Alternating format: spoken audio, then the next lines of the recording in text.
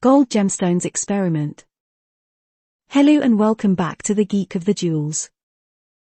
This time you get to join me on a journey of designing and experimenting with beautiful gemstones I bought from a small vintage jewelry shop.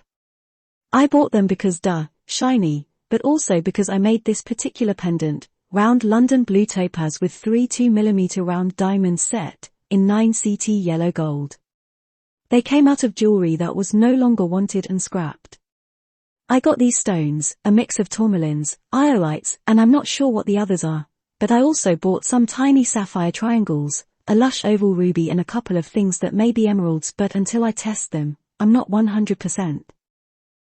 Anyway, to help start the design and creative process going, I'm doodling the already made pendant. This sometimes helps me have a reaction to the style I am trying to replicate or reproduce. I think some ear studs in the same style would be nice, but also want to expand the design if possible. Maybe some dangler versions. I really like the look of having a big stone with 3 little ones underneath. Or having just 3 blobs under the bigger stone to frame it. Now let's have a look at what I'm working with and what the possibilities are. When I get these out, my initial reaction is to have all of them on one ring, which is a bit much, but maybe also so what.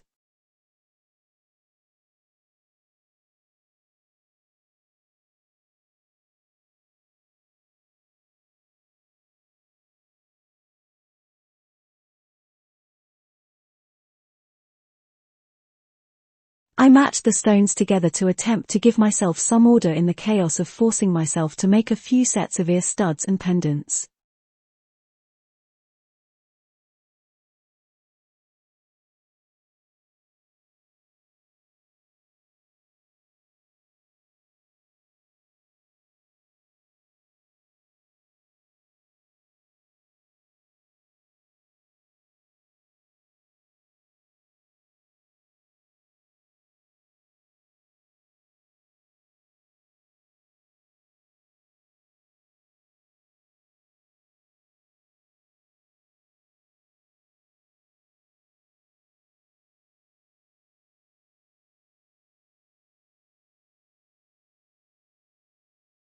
After sorting through the stones and trying to make the most out of what I have, I am left with these stones that I think I will put into one ring. I think the colors complement each other apart from possibly the oval light purple stone. I may leave that one out. Now then, let's have a look at the what I have vs what I don't. I've got some 9CT gold tube for the settings and the main part for the studs and the pendants. Basically, I'll make 3 of the same size for each set, then add either ear posts on 2 and a bail on 1. Now, I'm still really unsure of myself and the design. I usually just end up having to go for it and make something until it's finished. But you will see that the ring in the end is not something I did a design sketch for. I went with the feeling and the flow and kind of just built it up and up. But that's for later on. First, I've got to check the sizes of the tube I have with the stones. If I have enough of the tube to make a set each and the future crazy ring. You always have to keep in mind the depth of the stone. Especially if it is going to go against the skin on either a ring or a pendant. If the stone's point is going to be interacting with the skin, then it can cause irritation and also allows pressure to push the stone upwards and over time can make the setting that is holding the stone to loosen. I've also got to make sure I have the correct setting burr so I can make the correct sized seat for the stone. Too large and it is harder to make the seat and will also make the wall of the gold that will be pushed over the stone to be too thin.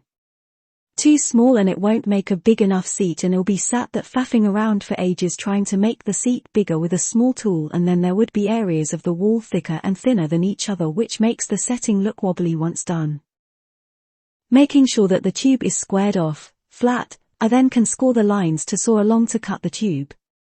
Going back to the correct depth, you need to make sure you have enough space for the thickness of the saw and for filing it flat, unless you are a machine and perfect at sawing a piece of tube straight. In my smart little mind, I think maybe I can cut the seat before cutting off the tube so it is easier to hold.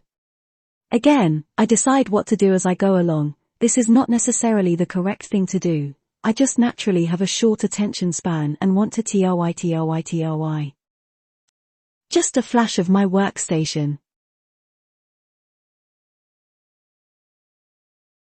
So a couple of months later, I decide to make this wishbone ring with some nice D-shaped wire.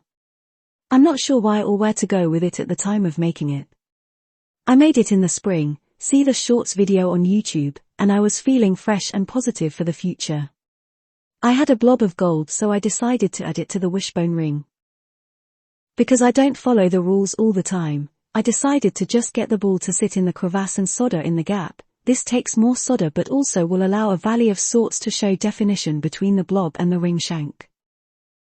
I contemplated leaving the ring as is, but I felt adventure calling and decided to add more.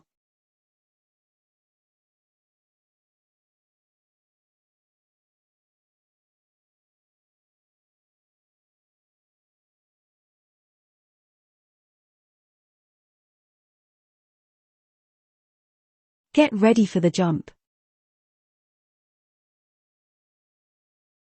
I ideally like the way the water sits in the tube settings, making curved little worlds. I didn't record the next bit very well, but I used the ceramic ring holder and just kept adding tube to the ring in a random build because it makes me feel slightly giddy and artistic. Obviously, I will fill the gaps in between the tube pieces with tiny blobs. I say obviously because I love blobs, maybe it's because I am one. Just before we see the almost finished ring of here is a pendant and ear studs. I made that developed from the original pendant. I could have added diamonds underneath, even descending in size diamonds would add an extra quirk. But I think I just couldn't be asked at the time, but this is an option for the future. I do really like this style and will intend to expand on it, especially if someone wants to buy them. Now the piece is back from being hallmarked, I just need to clean up and polish off for the final time. Pop it into the ultrasonic and then need to barely touch the piece so I don't smudge it with my fingers.